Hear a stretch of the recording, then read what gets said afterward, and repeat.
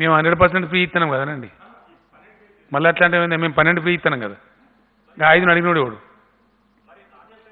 ఇంకోటి రాహుల్ ఎక్స్ట్రాలు ఎందుకా? ఇను క్వశ్చన్ అడగచ్చు, మరి జవాబు కూడా వినాలి కదా. ఎక్స్ట్రాలు అడిగే వాళ్ళకి మేము కూడా ఎక్స్ట్రానే చెప్పవలసి వస్తుంది కదా. సారీ, గవర్నమెంట్ ఆఫ్ ఇండియా వేరే, స్టేట్ గవర్నమెంట్ వేరే ఉంటుందా? ప్రజలకు కావాలి రేషన్. ఈ టైంలో మేము 12 ప్రకటించినాము, వాళ్ళు మాకన్నా 2 తక్కువ ప్రకటించినాం అంటే వాళ్ళు తక్కువ అన్నట్ట. ఇదేం బేసిస్ అలా? ఇవన్నీ చిల్లర రాజకీయాలు. Very sorry. ప్రభుత్వం అంటే ప్రభుత్వ వ్యవస్థ ఉంటుంది, మొత్తం కలిపి ఇస్తాం కదా. దానికి ఎందుకైనా నాకు అర్థం కాదు. చిల్లర రాజకీయ ఈ శవాల మీద పేలాలే వద్దంటున్నాను నేను. మనం ఏం సిచ్యువేషన్లో ఉన్నాం, ఏం టైంలో ఉన్నాం, గీదీలో చిల్లర రాజకీయాలు ఏందండి? ప్రజలకు అవసరమైన రేషన్ ఇవ్వడంలో కేంద్ర ప్రభుత్వం తన వంతు పాత్ర తాను చేస్తుంది, రాష్ట్ర ప్రభుత్వం చేస్తుంది. ఇప్పుడు సపోజ్ మా దగ్గర డబ్బులు నిండుకుంటాయి, ఏం చేస్తాం? With in a second lift చేసి ప్రైమ్ మినిస్టర్కి చెప్తాం, ఆర్బీఐ గవర్నర్కి మాట్లాడతాం, మాకు 10,000 crores ఓడి కావాలని అడుగుతాం, తీసుకుంటాం. ప్రజలను చంపుకోం కదా. సో సమయ సందర్భాలను బట్టి, పరిస్థితిని బట్టి, పరిస్థితి యొక్క సంక్లిష్టతను బట్టి, పరిస్థితి యొక్క తీవ్రతను బట్టి అందరం కోఆర్డినేట్గా పనిచేస్తాం. నేను ప్రైమ్ మినిస్టర్ నాతో మాట్లాడేందుకు మేము పరాష్ట్ర మాట్లాడినాము. అవసరం పడితే నేను ఫోన్ చేసినా మీకు చెప్తామా, ప్రతిరోజు మాట్లాడుకున్నాం చెప్పాం కదా. నేను కూడా మాట్లాడాను 2 సార్లు.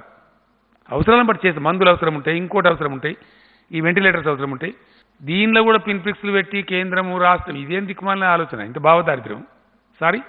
20,000 మంది వచ్చి ఆల్రెడీ ఉన్నారు కదా సార్, మీరే చెప్పారు 20,000 మంది వచ్చారు ఈ వారం 10 రోజులలో. అంటే ఏం చేద్దామంటావు మరి? ఏం దిక్కుమాలిన ప్రశ్న ఇదొకటి. ఏం చేద్దామంటావా? ఇదో ప్రశ్న నావా? నాకు అర్థం కాదు. ఏ పేపర్ మీది?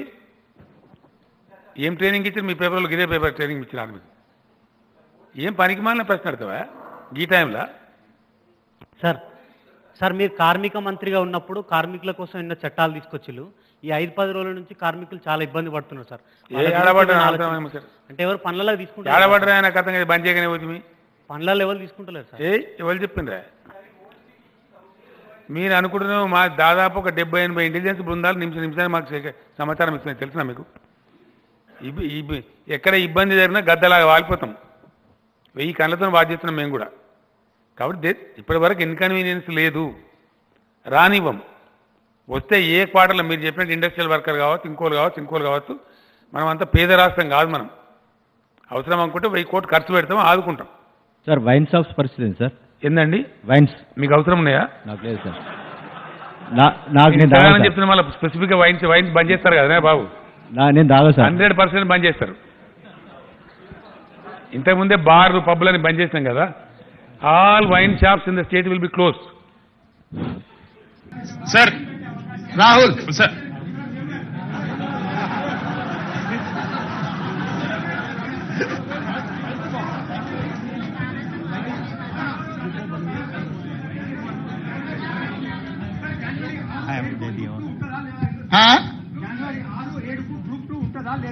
దాని మీద ఇంకా సమీక్షించి నిర్ణయం తీసుకుంటాం. డెఫినెట్ గా రాహుల్ చెప్పింది మా దృష్టికి వచ్చింది. డెఫినెట్ గా మా అధికారులతో మాట్లాడి నిర్ణయం తీసుకుంటాం.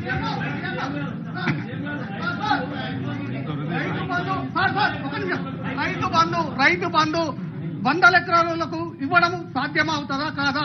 రైతు బంధు ఎన్ని ఎకరాల వరకు ఇస్తారు? వాస్తవానికి 100 ఎకరాలు ఉన్న వాళ్ళకు రైతు బంధు అవసరమా? మీ సూచన ఏంది సార్? 100 ఎకరాలు ఉన్న వాళ్ళకి మినిమం లిమిట్. చీఫ్ సెక్రటరీ గారు వారి పేరు, వారు ఇచ్చిన సూచన రాసుకోండి, ఎగ్జామిన్ చేద్దాం.